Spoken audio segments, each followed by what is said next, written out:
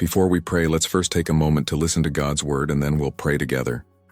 Sometimes the very things we celebrate as blessings, the answered prayers, the open doors, the gifts we once longed for, can slowly begin to take up more room in our hearts than the one who gave them to us. Not because we want them to, not because we plan for that to happen, but because we are human. And the shift is often subtle. It doesn't start as rebellion. It starts as routine. As gratitude fades into familiarity, the gift becomes our focus and the giver fades quietly into the background. It's a strange, almost uncomfortable truth, but it happens more often than we realize. We cry out to God for healing, for a job, for a spouse, for children, for success. We fast, we plead, we stand in faith, and when the miracle comes, our hearts overflow with joy. We praise Him, we testify, we tell everyone, "Look what the Lord has done." But over time, something begins to shift. Instead of seeking God like we used to, we spend our time trying to protect the blessing. Instead of listening for His voice, we listen for anything that might threaten what we've gained. And slowly, fear creeps in, fear of loss, fear of change, fear that if we let go, it might not come back. The job becomes our identity. The relationship becomes our security. The child becomes our entire purpose. The breakthrough becomes our source of validation. And without realizing it, we begin to grip the gift tighter than we hold on to God. That's why God in His mercy sometimes asks us to lay it down. Not because He wants to take it away, but because He wants to make sure He still has our heart. That He's still first. That we're not confusing the blessing with the blesser. Abraham knew this test. In Genesis, God promised him a son, a child born not just of flesh, but of promise. Isaac was the miracle, the proof that God keeps His word. Abraham and Sarah had waited decades for this child, and when Isaac was born, he brought joy, laughter, purpose. But then came the moment in Genesis 22 when God asked Abraham to do the unthinkable, to take Isaac, his only son, and offer him as a sacrifice. The child he had waited for, the child he loved, the promise he had finally received. It's almost too much to comprehend. Yet Abraham obeyed. He rose early. He carried the wood. He climbed the mountain. He built the altar. And he laid his son upon it. And in that moment, God saw what He needed to see. Not Abraham's perfection, but his surrender. His willingness to put God above everything, even the most precious thing in his life. And just as the knife was lifted, God stepped in. He provided a ram. He spared Isaac. And He declared a blessing over Abraham that would echo through generations. This story isn't about God playing games. It's about showing us what true faith looks like.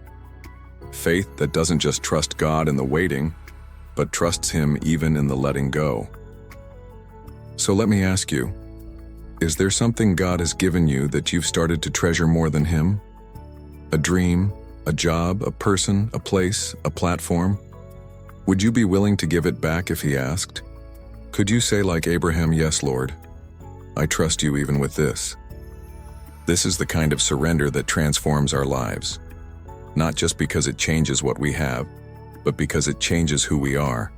It loosens our grip. It softens our hearts. It clears our vision. And it makes room for God to move in ways we could never imagine. So today, as we prepare our hearts to pray, don't be afraid to open your hands, to lay down what you love, to trust the giver more than the gift, because He is good, always, and He is enough. Now let's pray together.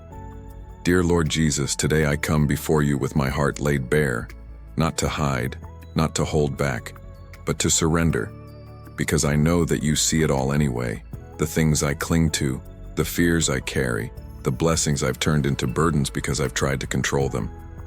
I confess that sometimes, without meaning to, I let the gifts You've given me take your place in my life. You've answered my prayers, You've opened doors, You've given me more than I deserve. And yet, I find myself worrying more about losing what I have than seeking You with all that I am. I become more focused on preserving the blessing than pursuing the one who gave it. But not today. Today, Lord, I choose to surrender. I lay it all down. My dreams, my plans, my relationships, my fears, my future. I give it back to you, not because I want to lose anything, but because I want to be free. Free to follow you, free to trust you, free to love you above all. If you gave it to me, I know you can ask for it. And if you ask for it, I know you have a reason. And even if I don't understand, I will say yes. Like Abraham, I will climb the mountain. I will build the altar. I will lift my heart to you, knowing that you are the God who sees, the God who provides, the God who never leaves. So take my heart, Lord, and make it yours. Teach me to delight in you more than in outcomes. Teach me to treasure your presence more than your presence. Help me to hold everything loosely, except you. May my love for you grow deeper than my attachment to anything in this world. And if ever I begin to shift my focus again, gently bring me back. Remind me that you are my portion. You are my prize. You are my peace. I trust you with every part of my story, and I choose today to worship not just with my words, but with my surrender, because you alone are worthy, you alone are enough. In Jesus' name I pray. Amen. If this prayer touched your heart, type Amen in the comments as a sign of faith. And if you need prayer for something specific, we would be honored to stand with you. May the Lord bless you and keep you, and may His presence always remain your greatest treasure.